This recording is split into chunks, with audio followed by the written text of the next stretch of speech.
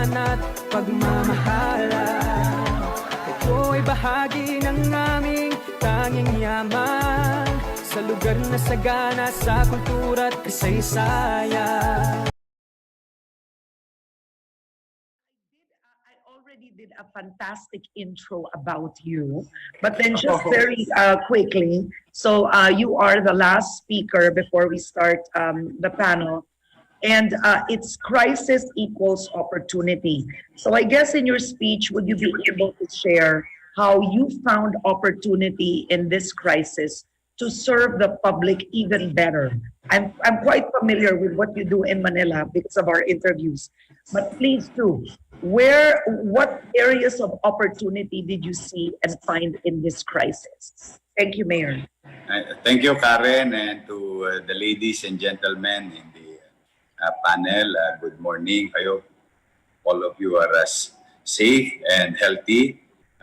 But let me go straight to the presentation. You know, one of the key elements for infection is surge of people in a particular place. No? That's why even the World Health Organization came up with a simple health protocol to be practiced by everyone, which is wear your mask, wash your hands, and physical distancing. Now, in an old building like Manila City Hall, designed in the early times where populations are not that big, unlike today, about 2.4 million, and I guess the numbers will not go far between 1.8 on the 2015 official statistics of the national agencies. But this year, they will come up with another census. So we're thinking, based on our experience for the past 7 months with the pandemic, I think we are now more or less about 2.4 million nighttime population. Having said that, we have about more or less 350,000 RPUs, and safe to say between 50 to 55,000 business establishment, official registered business establishment. So when you do your math, so on a particular season or quarter of the year, which is the first quarter and the last quarter of the year, there will be surge of people. And let's just do the 1:1 at the very least. You know? 350,000 people will go to City Hall and pay their taxes, RPUs, real property tax. If not the owner, at least their representatives. At the same manner with the business permit, renewals, about 50,000 people at 50 square meter in a hallway. So sabi ko, I hope you don't mind me talking in Filipino from time to time. My English is good only for 2 minutes. So I hope you don't mind. I'll do Taglish. Okay. Tuloy mo lang, Mayor. Tuloy mo lang. Then, when I assumed the office in July 2019, I have a dream to adapt to technology. Because if I remember it right, my professor said in Boston that the only way to solve corruption is to adapt to technology by limiting human discretion. So I had that dream in my mind. That was 2012. So when I assumed, I really wanted to fulfill that kind of long-term solution, limiting human discretion. So through some painstaking process, convincing institutionalized employees, took me about half year to convince agencies not to worry by losing their jobs, just to adapt to technology. I said, your jobs will be protected. So we had it. Now, incidentally, na-utilize namin siya fully during the time of pandemic. Kaya tama yung topic ninyo, no? Crisis breeds opportunity. The other side of the coin, no? Merong yung disadvantage can be utilized in our advantage. Noong kasagsagan ng pandemic, and we need cash, we know that already. Any John Doe's and Mary, for the government to function, you need funds, and funds are coming from people's taxes. And I don't want to violate any health protocol, so we made partners with private sectors. And I'm grateful to Mr. Manny Pangilinan, one of his company, subsidiary company, Multisys, came up with an idea in line with our visions and aspirations for the City of Manila and the people of Manila, to come up with an end-to-end solution. So we can honestly say, and modesty aside, I think the City of Manila is the first, as of now, maybe only city government who has an end-to-end solution in tax payment, or what we call e-governance. So here's now Go Manila. Pakita mo nga, makisuyo nga sa ating andyan ba yung, meron akong konting slides. No? I'll share some slides with you.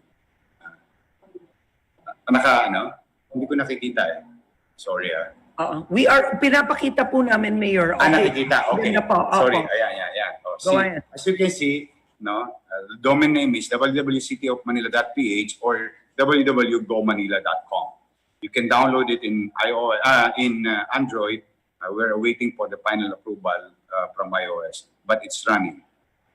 In Go Manila, no, if you click the e-governance, turn to the next page. No? Okay. So makikita nyo dyan, more or less, we have to serve about in 20 days. In 20 days. Ito kasi yung Karen, yung pinakasiksik. Although every day may nagbabayad, pero ito yung pinakasiksik, no? We have to cater for 410,000 individuals. So with Go Manila, you need not to go here in City Hall to fulfill your obligation to the city. No? Makikita mo dyan, under selection, yung next slide after that, no? Yung select property tax or RPT tax, local civil registry, including, ito ang bagong development. First time, I will share it with you. Nag-start kami birth certificate online. You can get your copy of your birth certificate. Now, we're going to death certificate. And so on and so forth. I think as of last month, we are up to 1984. Doon available na siya. So, we'll go further, no? Down the line to 83 and so on and so forth. Then, yung occupational permit, dati, people will have to go to City Hall at least, I think 5 days, 4 or 5 days. But now, wala na. You just register, go to one place for testing, yung health certificate testing para sa employment. Then, makikita mo yung business tax, including cedula, no? Yung cedula, no? Yung pwede yan individual, pwede yan corporate. Tapos susunod na namin, Karen, we are now, as we speak, we are now testing for the past 10 days of our non-contact apprehension. Literal, including payment of penalties. You don't need to go here. We'll just bill you on a violation in traffic rules. So naturally, our traffic enforcer will be like helping the traffic, not apprehending any more violators because there is cameras all over the City of Manila. So, yun yung next natin sa laman ng e-governance. No? And sumunod, ang gagawin naman natin, Karen, because of the effect of this crisis, una, health, of course. No? Top outmost priority, yung health. Then what we're going to do next is the effect, economic. So business and employment. So meron kami diyang job portal wherein we've been very aggressive for so many months manually in being a bridge to employer and employees. Matching, ang tawag namin doon, job matching. But now, we're going to go further through online services to connect with businessmen and employees.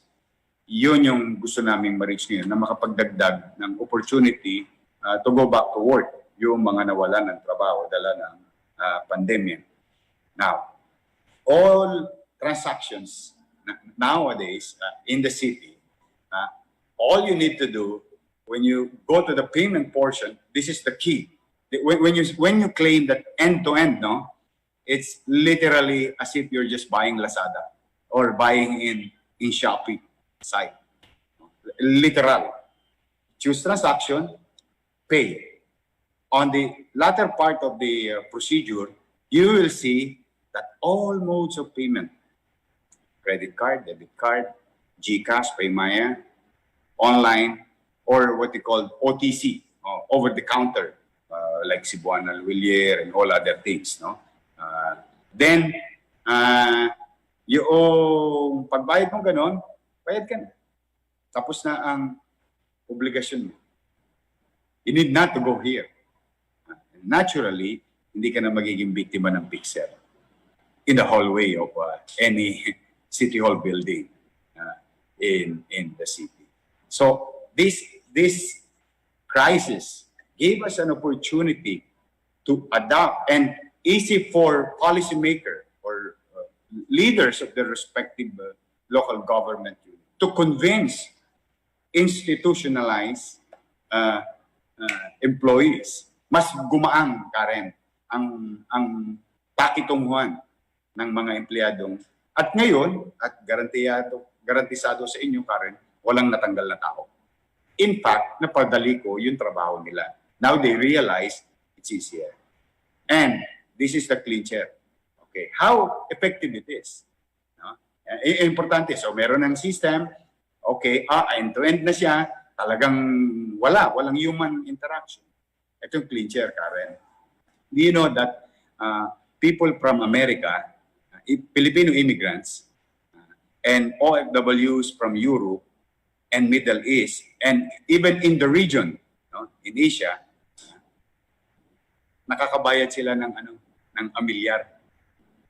Marami kaming mga what you call the user experience, and we encourage them to share their comments and experience. And we're very happy to say and to share it to everyone here that it's so far wala siyang glitch. So far, sa awa ng Diyos. Kaya sabi namin, go Manila, go cashless. Yun ang nangyari. So nagkaroon ng access, including Mindanao's, Visayas, Southern Luzon, and Northern Luzon. Because these are intertwined, no, in the city with regard to property ownership. So naproteksyonan din, alam mo Karen, may mga istorya rin. On the side lang, side story, very minuscule but it's very important, that there are OFWs and immigrants who are victims of their loved ones, that they send the money to pay and thinking that for 5-10 years they've been paying, but they did not. Yeah. Only to find out their properties are being auctioned. No? Yeah. That's sad to say. May mga nangyaring ganyan. And they're now very happy that they don't have to go here and pay. Lalo na yung mga taga-probinsya na nahihirapan. So naiwasan mo yung surge ng tao, mas gumaang at episyente ang empleyado, mas episyente ang koleksyon. In fact, Karen, let me share you some idea, no? Facts. About 3 weeks ago, I asked the city treasurer, how are we doing?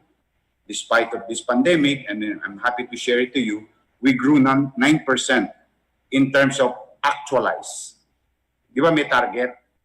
So yung target namin mababa. No? Mababa yung target. Bumaba yung target kasi marami nahirapan. Pero dahil nga walang butas yung drum, Karen, piso sa piso yung pumapasok. So walang, alam mo yung tulo ng drum, kahit na ano pang buhos ang tubig mo dyan, pag may tulo yung drum, mababaliwala lahat yan. So we grew at 9%. No? Oh, While it is true that mababa ang nakolektahan dahil sa hirap ng buhay, pero yung pag in-apples to apples mo, mas malaki pa rin through efficiency. So, ito pa ang another clincher. Walang naka-float na pera. Kasi ganito, no? Well, I think some of us here knows how to buy online, no? And we pass through a payment gateway. It can be a fintech company, it can be a bank or other things, no? Minsan, pag nagbayad ka, like especially fintech, sa bangko mukhang hindi. Pero sa fintech, dati may float. Yung pera na binayad, nandun muna, tapos saka lang ibababa sa nagtinda o yung sasalo ng pera. But in our case, we made sure with our partners, Multisys, and the Pangilinan group of companies, walang pera silang hawak. So people will pay, pagbayad, tago sa account namin. So the point is, why is it important? Two things. Hindi pwede mawala yung pera ng gobyerno. That's one. Two, may garantiya ka sa tao kapag nagtumagos yung bayad, hawak ng gobyerno. At maririkisa namin. We can, ano ba yung rikisa sa English? Machi-check. Yeah. We can check the transaction. So you are guaranteed of your safety of your money na binayad mo. Yeah. Pero as of now, tens of thousands of people are enjoying it, and I hope they will pass the word and share it to their family members and friends about their experience with Go Manila. And from what I have heard, Karen, and to the group, I think 54 cities and municipalities are now going to adopt because we're going to share it also for free because we got it for free. We didn't pay hundreds of millions. I remember in the past that computerization that you heard in the government, government pays hundreds of millions of pesos and only to find out hindi tatakbo. But this time, all they have to do is to reskin and put data on it in the respective local government unit. And they own the source code. And that is very important, Karen, because we have stories in some agencies about source code. No? Very important yun. Nandun yung buhay ng gobyerno. So the local government unit, despite hindi niya ginawa yon, hindi niya property yon, hindi niya copyright yon, the city owns the source code. So in the same manner, we're going to give it to other municipalities and cities who's going to adopt with the same system that we have with e-governance. And it's scalable. As you have seen, we started with RPT, business tax, then now birth certificate, cedula, health certificate, OBR or TBR, traffic violation receipt, and so on and so on. So naturally, wala nang tao na All right. Well, first, I want to give you a hand. I want to give Mayor Isko Moreno a hand because that's a clear success story on how technology has actually changed or is changing the culture of corruption in a specific city. And Mayor, I want to introduce you to Tony Olaes. He is the founder of the FilipinoSchool.com. And Lucia Egea, I want to introduce you to her. She's the founder. Tony. So we are all together, Mayor. and now we can start the panel. Just very quickly, in terms of crisis equals opportunity, Mayor Isko, very quickly. Number one, you have to battle mindsets because Exactly. Ang galing mo, Karen. Yes. In government, who would want to go all technology, right? No one wants to go all digital, especially if you earn a little extra on the side. You know, you don't want to lose that human interaction. It sounds negative, but human interaction also, I mean, you know, can breed also future relationships, etc. So first, quickly, the mindset of technology will make you lose your job. You will be fired. You know, there's AI, you're not needed anymore. How did you, clearly you used the pandemic to push for technology in Manila, very clear. because you can't go face to face. So you saw this as an opportunity. But how did you allay the fears of people Okay. in Manila? Una, I tried to prove the concept. Okay. While we are adapting to technologies, there is signatures, documents need to pass through on a particular department and divisions. No? These are well in place in terms of organizational chart or government, in this case, local government. And those divisions and people needs to sign those documents and transactions are needed, still needed. No? So, madalit salita ka rin. Kung halimbawa, ikay kahera, no? Dati tumatanggap ka ng cash. Kahera ka pa rin ngayon. Kaya lang, computer na yung kaharap mo. At chichikin mo na kung sino yung mga nagbayad. Tapos gagawa ka ng audit trail, audit report, papasa mo sa supervisor mo o manager mo. The manager mo magre-report sa department head mo, and so on and so forth. So they can still function. There's a bit of a change. Yeah. Yes. Ang nawala lang talaga, Karen, at talagang mawawala, is discretion. Discretion in such a way, here we are, Miss Karen Davila on window 2, talking to and asking, uy, pwede bang maka-discount? Ako, gusto ng mga, mga talongges. You want discount? Okay, we think we discount. So, hindi niya na magagamit yung ballpen niya. Yes, but how did you, I think the question is quickly, before we go to Lucia, is how did you shift their thinking? How did you make them support you? Which will help our participants if, let's say, they're in a company and they have employees that are resistant, no, to certain changes or technology. What style did you do to make them support your move? Non-existing persuasive power.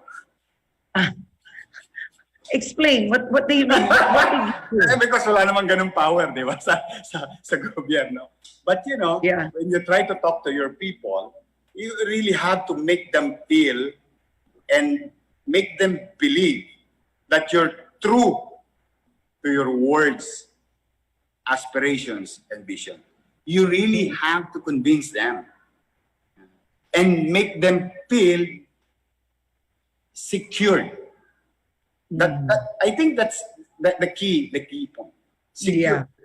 Yun yung tingin kong then ipakikita mo sa kanila, Karen. Ayan. You have to show also truth to your words through your actions. Because actions inspires people. Okay. When you start inspiring people, when you now open your mouth for another direction, I think because of an incident, a situation, before that situation, ay may patotoo. May katotoo. Yeah. I think it's going to be easy the next time around. Kasi alam na nila, seryoso to. Totoo ito. Dito, ganito lang. Yeah. Hold that thought, Mayor. Now, technically what they're practicing in Manila now could be considered a low-touch economy, as Lucia had already talked about earlier, right, Lucia? And I want to ask you, because they can take on, especially Manila can take on from this, let's talk about education specifically, Lucia, right? You still have parents like myself that want to stick to the old model of education, the university system, where children are in front of the teachers. And do you believe that the old university system is not valid anymore, or that brick and mortar system will be timeless? Okay.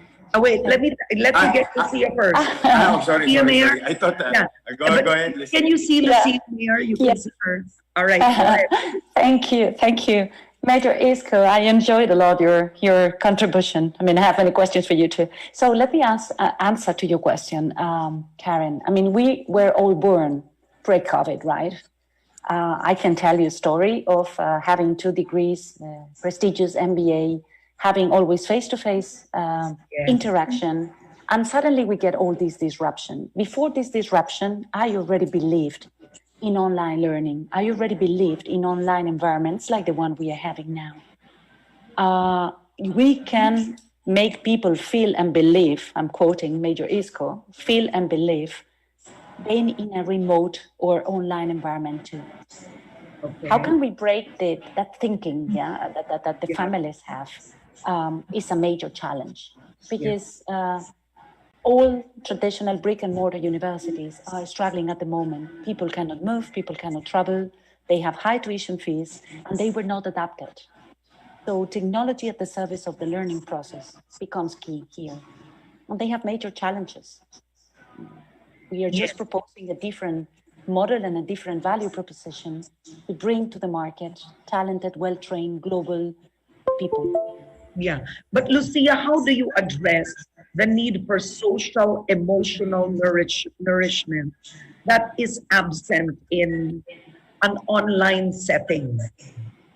I couldn't say it's absent. I would say it's different.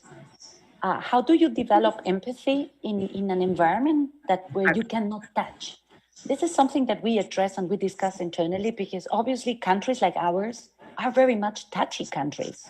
Yeah. We are not Anglo-Saxon economies. We are not people that can be much more, we like interaction, touching, chatting, laughing, going for a coffee together. Believe me that we can create that atmosphere as well in an online environment. I'm working with co-workers from all around the globe, and I have the same relationship with them as if we were together in a coffee shop. Yeah. But do you see that as also implementable or successful with lower grades? I mean, kids that are younger. Yeah, I would say that there is a limit. Yeah, kids under 12, it's very difficult to keep them just in front of a screen. And for primary and secondary school, this is becoming very, very challenging. But I could say for pre-university, university studies, and then executive education, it's a fantastic tool. Yes. Okay. Maybe Tony, quickly, would you like to respond? And then Mayor Isko after, because I'll ask him what Manila is doing with this big challenge of online learning. Tony, would you like to respond to that in terms of education? How do you see technology as an opportunity in this whole crisis? Yeah, so everything that we're doing at the Filipino school is now online. We have a brick and mortar classroom here in San Diego. It's a great facility, but no one could go into the class, you see. Yeah. So we've built on our platform, you will see videos of, we have a 14-part episode series called, again, Pilgrimage. We actually filmed that. We're building a whole animated series called The Filipino Story, so that every single Filipino all outside of the Philippines can understand who they are. I mean, it's all technology driven now, Karen. Okay. Mayor Isko, very quickly, the low-touch economy, do you feel clearly you're successful in implementing this in Manila, but do you feel it'll be as effective when it comes to education? What challenges are you seeing in the public school system that right now it's online? Okay. One, before the pandemic, well in place yung ating public education system. So far, the City of Manila has enough on a particular, what we call the teacher-students ratio, with regard to classrooms. So far, medyo nandun pa sa tolerable level, although above the normal. Now, but having said that, when this coronavirus disrupt everything, there is a lot of uncertainty last April and May, how are we going to go back to normal classroom and so on and so forth. And nobody planned the budget for 2020 in preparing the budget last year. Nobody did or think that this will come and we need to adapt. But modesty aside, in the case, I can only speak for Manila, and I think you can just Google it to other cities. In Manila, when the Secretary of Education announced, halimbawa, today in-announce ni Secretary Briones that we need to adapt to blended distant learning. Then immediately, your city government called the school board the following day, about 3 months before they said date of opening of classes. And sabi ko, ano yung blended distant learning na new policy? And sabi niya, sir, kailangan natin mag-adapt sa technology for the meantime kasi walang face-to-face. But we can do face-to-face as long as, okay na siya. But for the meantime, face-to-face. Now, here's now the challenge with blended distant learning. You need appliances. You need connectivities. Yeah, you need gadgets. The first two questions that I asked. We need appliances. So, sabi ko, how many students? YOY? No? Because at that time, we were, modesty aside, we were very ahead of, yung bang alam mo yung Karen yung salitang inaabatan, nagsabi na ng policy, doon na tayo tumingin, although malayo pa, sagutin na natin ngayon, discuss na natin yan. Because passing a law, appropriation, realignment, this takes enabling law in the local government unit. And this takes time. And procurement in government takes time also. It takes time also. No, para bang, teka muna, kailangan bilisan natin. So, madalit salita, yun ang sinabi ko. Sabi nila, sir, we have about 250,000. So how, just quickly, Mayor Isko, perhaps you can summarize as we're super overtime. Sorry. Just quickly, no, it's not your fault. It's actually, the forum. Lucia is, where are you from? You're in Spain right now. Where are you? I'm in Spain right now. It's 6 in the morning. It's 6 in the morning. So just quickly, Isko, to wrap it up, is how are the kids using technology for online learning? We gave them 3:1 ratio. All right.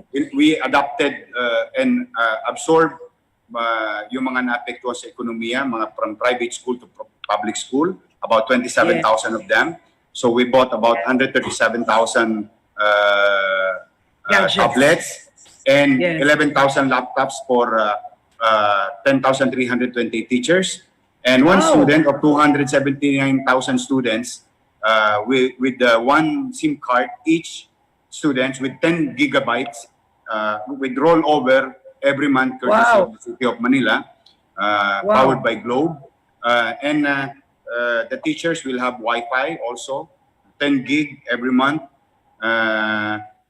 Yun, dinideliver namin ngayon. In-accommodate namin. Okay, let's see. Go ahead. Very quickly, Karen, just to come back to Major Isko, the future of hybrid learning is very complex. We are working both with the children and also with the teaching and the faculty. So first of all, an offering here to have a discussion with your people, with your team, about how can we prepare better our professors, because going online is not just taking everything and putting it on a screen. Second, working with the government of Nigeria, helping to overcome the problems and the issues of gadgets that Karen and yourself were discussing, right? Very interesting initiatives, joint ventures, public-private, in order to supply those necessary tools to all children, to make sure that education keeps being the best way to equalize our societies and to make a better world. So I'd love to discuss all that with you. I know we are running out of time, Karen. You're going to cut us in a second. I know. I agree with Lucia when she said that education is the great equalizer. I agree with that. Ever. I agree. Now, so Mayor Isko, Lucia, she's the founder of Eden Lab. The Eden Lab model essentially mentors, no? Companies can mentor your teachers. They essentially want to show that even if it's, is this right to say, even if it's digital, it's affordable, global, hands-on, there's still the essence of real life. So can Lucia then train and talk to some of your people, Mayor Isko? Sure. Like the way that PLDT group of companies and their foundation, Gabay Guro, they're helping us also, our teachers. So any help will do. Any ideas will do. Because at the end of the day, this is a universal problem. It has to be approached inclusively. So I wish Lucia that she's safe, because I think Spain nowadays having another set of challenges. Yeah. So any help, no? Yung bang alam mo yung intertwined? Yung, Yes. Kasi ano it's a global problem. Agree. So, and then the Filipino school.com, Tony, perhaps, because Tony is a group of PhilAms, Mayor Isko, that essentially want to help the Philippines. So, Tony, is there anything you want to say to Mayor Isko before we go? hi, Tony. Hi, Mayor. Let me tell you, Mayor, I'm excited at what you're doing in the city. I've just heard great things, and a few of our kids that we brought to the Philippines, we met you last year at the Rizal Monument. But we'll absolutely work together, Mayor. We have a number of ideas, and I think it's important for the PhilAms here in the United States to really understand your city and what's being done and what we can do to help you. Okay. All right. Well, I want to thank you so much, Tony. Tony is live right now in San Francisco. I'm correct? San Diego. San Diego. Thank you, Tony. Tony Olaez, founder of the Filipino School. Lucia, thank you so much. Live from Spain. I was going to say, I hope to meet Great you guys talking to one of you. these days. Yes, I really enjoyed it. And Mayor Isko, so how is it? Are we going to see the presidency in 2022 for you? Karen naman eh. Just to close the forum on a happy note. Kaya kinakaliwat kanan ako ngayon eh. Okay, so at least I'm sure. Gusto ko No, naman that focus. question made Freddie and Kay happy right now that I asked that question. So Mayor Isko Moreno, thank you so much for joining. You're doing a great job in Manila. I really have to give you a hand. Thank you. Lead by example. Thank you, Mayor Isko. Thank you. Thank you, Lucia. Thank you, Tony. Karen, thank you. Okay, Mag-ingat kayo lahat. Please take All care. right. May awan Thank Diyos, you. makakaraos din tayo. Thank you. All right. And to Fred and Kay and Carrie, you invited me to be in this forum. I appreciate this very much, and it's an eye-opener for me, and I do hope to join you again one day. Thank you so much. God bless you all. Thanks, Karen. Thank you. Thank you.